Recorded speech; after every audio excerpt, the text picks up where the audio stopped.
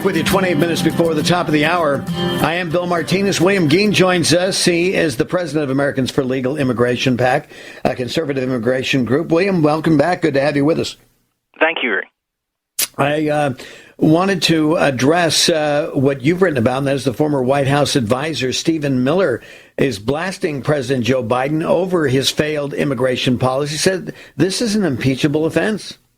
Yep, and we're very happy to hear more and more people using the words impeachment, and a lot of people out there go, oh, don't impeach him, then you get Kamala. Well, listen, we'd like to see Joe Biden and Kamala Harris, their policies, they've sabotaged the entire immigration system and borders. They are now violating numerous federal laws to import illegal aliens in an effort to have them vote against conservatives in elections. They're even giving the illegal smartphones with smartphone cell plans paid for by the U.S. taxpayers, and they're saying that's to track them down later, but we all know that they're not going to try to apply any justice to these illegal aliens. They're giving them those cell phones so that they can coordinate them with the Democratic Party and the Soros-backed NGOs to vote in the 2022 midterm elections, because most states, except for Arizona, have no defense against illegal aliens registering and voting, and they are registering and voting, and that's why we have 72 documented examples of illegal aliens voting in U.S. elections. Mm-hmm. Yeah, we think impeachment needs to be on the table, and the other thing we want people to start to wrap their minds around is in 2023, if we take control of the House and the Senate for conservative Republicans, and we can get some true conservative leadership, not Kevin McCarthy or Mitch McConnell in place, then we could impeach both Biden and Harris down to the Speaker of the House, who could then take control of these agencies and take the United States back under constitutional control. Well, and it's all about timing, and as this could play out, as you say, Kamala as the border czar. I mean, let's go back to the first principle. Job one by the President of the United States is our national security, and this came out loud and clear after 8 years under Obama-Biden. So why are we making that mistake all over again, William? Well, we're not making the mistake. The truth from the perspective that I'm setting at, managing the world's largest archive of information on this topic since 2004, is that the United States has been compromised and sabotaged from within by extra constitutional powers not enumerated in the Constitution. It's not Congress. It's obviously not Congress running the show. And there's some debate about whether our senile president is even running the show. There are you call it deep state, you can call it whatever you want, special interest, K Street. There's power factions and groups there that are in control of our government and policies more than we are. And when you look at it, there's a wide range of what the globalists call stakeholders. And these quote, stakeholders include foreign governments like China and Saudi Arabia, who'd love to see the United States perish by 1,000 cuts, and while sucking up every dollar of inheritance from our families that they can. You've got the socialist and communist groups. You've got the disaffected groups they're organizing, and the minority communities, and the LGBTQRSTUV that are out there that all want to get more power over the pre-existing stock of Americans. And we're either close to or passing a point of no return where they've imported so many people into this country through hyper-legal immigration and rampant illegal immigration that it's almost numerically impossible for us to do anything anymore if we don't turn it around in 2022. So I'm telling people, look, 2022, Republicans can't just take the House and Senate by narrow margins. If we do, nothing's going to change. Everything's going to stay the same because the RINO Republicans like your Lindsey Grahams and Mitt Romneys and Kevin McCarthy's, they're going to make sure nothing really... Yeah. Exactly. Yeah, they're going to make sure nothing really changes. We need a complete blowout. We need the Democratic Party almost completely politically annihilated, except for their most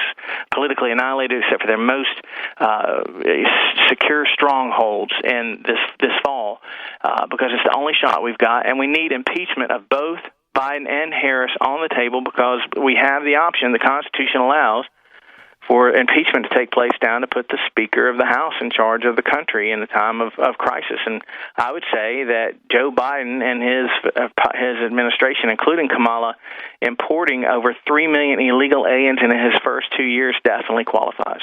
Mm-hmm. Now, in the impeachment process, would those be two separate trials, or could you combine, Kamala Harris with Joe Biden as one impeachment trial? If they could do them both at the same time, that'd be great. If not, do both of them separately. If you've got the votes for one, you probably got the votes for other. Of course, the big hurdle of actually pulling them out of the White House is the Senate threshold. But, you know, and I tell people, look, nothing's impossible until you try it.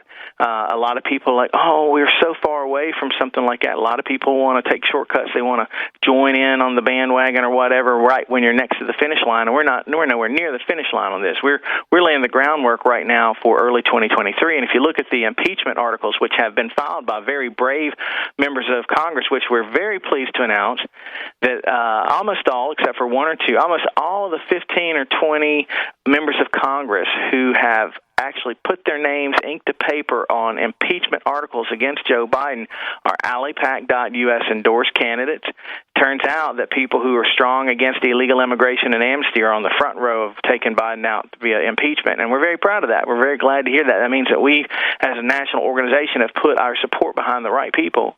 And you know, so we're aiming down the road to early 2023, which would be the earliest we could turn things around. So if you know, there's also a big likelihood that we don't get enough people in to impeach Biden, but him and Harris are going to hole up in the White House and say, you know, bleep you. We don't care what the laws is. We don't care what members of Congress say on Fox News. We don't care about this. We don't care about that. We're just going to keep on wrecking the country and flooding people in here, no matter how many Americans are killed, how many Americans lose their jobs, how many Americans flee their communities, how many Americans can't get the medical treatment they need because their emergency rooms are overwhelmed, their schools are overwhelmed, and life gets worse and worse and worse and worse. They don't care about that. They're not operating.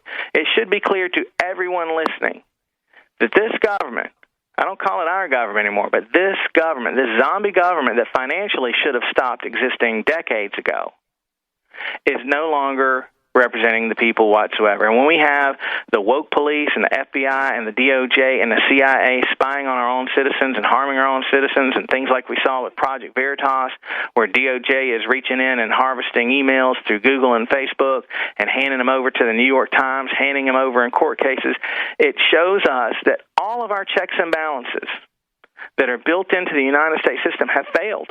It's time for a reboot. I mean, I want to keep parts of the government with the military and keeping our water, you know, like water purification systems and meat inspection. I want to keep all that running, but I think it's time for a complete governmental reboot. I think that probably somewhere over 70% of these people who have failed us in the United States, who are left in the United States government, riding that wave, collecting that check, or actually instigating this type of stuff that's against the will and the laws of the American people. They need to go, and it's reached that dire level where our government is becoming more of a hazard to the people than a benefit.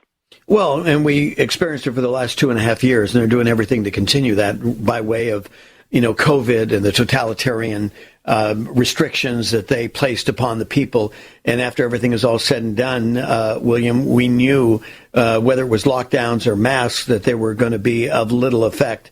And of course, now 2.5 years later, well, you have people still, you know, scared and probably suffering from some form of PTSD because of what the CDC has imposed upon the American people. You know, it is bringing it all into question. You know, our school system more interested in, you know, teaching critical race theory and sex to 5-year-olds than it is reading, writing, and arithmetic. Our 3-letter agencies. We've got the FBI colluding with a kidnapping caper. We got the January 6 issues, and we know that there were governmental operatives involved in the January 6 protests. And if I might mention one, putting us all at risk of nuclear extermination over a country we don't have any strategic interest in or alliances to. Every day I turn on the news, the Biden administration and the agencies under Biden's control are poking the bear, and the bear's telling us, we're going to clock you. We're going to clock you. Stop messing with us. We're going to clock you. And all of a sudden, it seems the people of the United States, despite 60 years of a Cold War, have forgotten that he has a button that can turn every town and city in this country into radioactive dust for the next 1,000 years. The whole Ukraine thing, too, is a Soros-driven thing because the Russians ran Soros and his creepy people out They set up and took over in the Ukraine, and now they're menacing the the Russia with our military, just like they're menacing conservatives and Republicans and Christians and people in the United States with our own federal law enforcement agencies. We are about two steps away from people getting pulled over by... Got to go to break. More from William after this. Immigration PAC, a conservative immigration group, and it's just about 14 minutes before the top of the hour. William, there has been a constant refrain from conservatives that the Biden administration is allowing the illegal immigrants to come into this country in order to reinforce Democratic votes. And you've been tracking on this for a number of years. And so from whence you talk about. But sometimes when people hear this, they think, well, because they'll say to me, they go, Bill, what's the big whoop here? Why does that make any difference? I said, because it does make a difference, because when you have an illegal vote, it cancels a legal vote, and it changes the intent of our, people voting that don't even know about our Constitution, and it is doing the bidding of the Democratic Party that wants to destroy our government as we know it and the American way of life. It is really that simple, isn't it? It is. It's as simple as people who overseed their lawn with a different type of grass because they don't like the type of grass they had in the first place. If they don't understand how serious it is, they need to remember that California was a red state. Mm-hmm. And then under Reagan, some people say he confessed was his biggest mistake. They passed amnesty for 1 million illegals, which ended up being given to 3 million illegals. And all of the promises of securing the border and deporting illegals and stopping illegals from getting jobs that were in the same legislation, that the sugar they added to make that poison amnesty bill go down, were never adequately enforced. And therefore, Reagan's 1 million became 3 million, which became the now north of 20 million illegal aliens that we have in the country. And that people on both sides of the aisle, Republicans, RINO Republicans, and 90% of Democrats want another amnesty for 20 million. So using the Reagan math, that turns into 60 to 100 million illegals in 20 years. So that's how they took California. After Reagan's amnesty, I think a Republican carried California in 88, but by 92, California went blue, and it never came back. I'd have to check the records on Bush's second run in 94, but no Republican president carried the popular vote after Reagan's after 92, except for Bush 94 and Bush 04. And the reason Bush 04 carried the popular vote was because his approval ratings went up over 90% after the 9/11 attacks, and he was still riding high on that. Now, of course, we all know that by the time Bush left office, he had dropped from the 90% approval to the lowest approval ratings of any modern American president, and 90% of that drop was because he left the border wide open and started prosecuting our own Border Patrol agents like Ramos and Compion. Exactly. And he left her. Yeah. And so it's immigration, stupid. That's the big issue. That's the issue that won Trump the election. And I'm not so sure that Trump really got into the immigration issue intentionally. He said something about it once. He said it clumsily.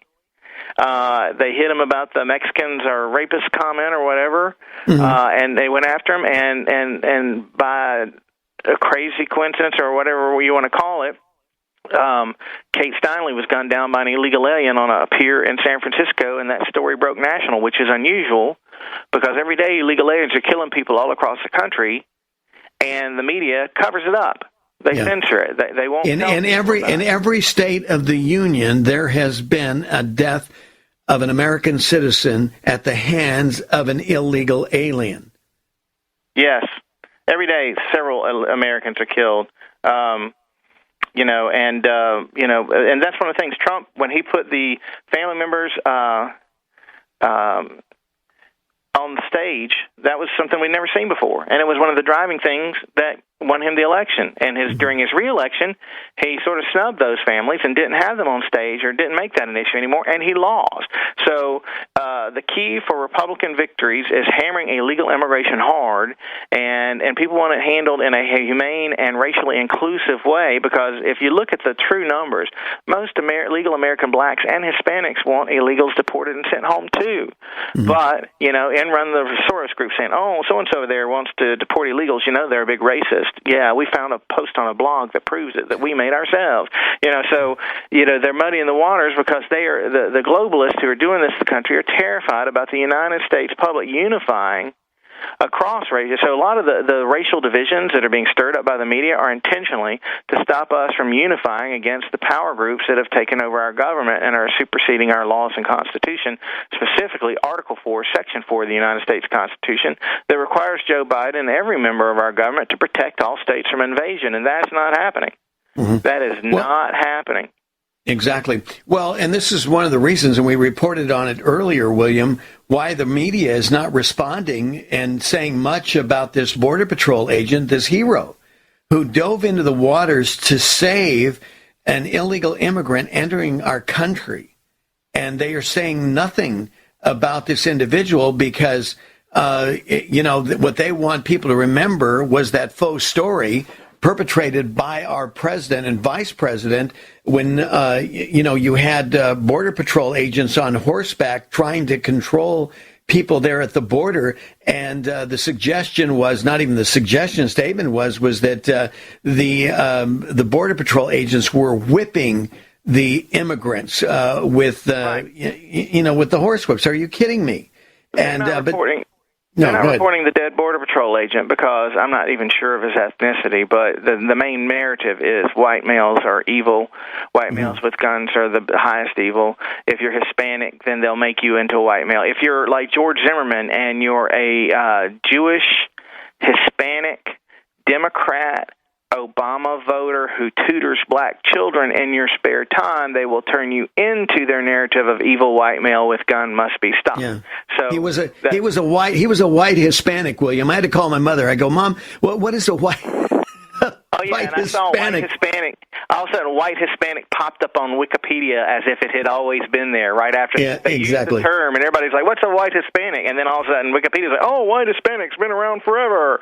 And it's their lies, and because those companies have been compromised. The Saudis, the people recently learned that the Saudis run Twitter, and maybe that explains why Americans who have the true interest of the American nation in mind are getting, censored and shadow banned and kicked off.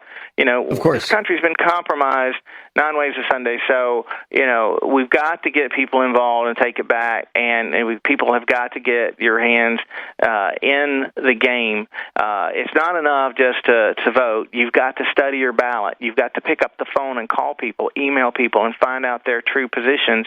You got to organize with neighbors. You got to support national groups like alipac.us. If you're not on our email alerts, please go to alipac.us.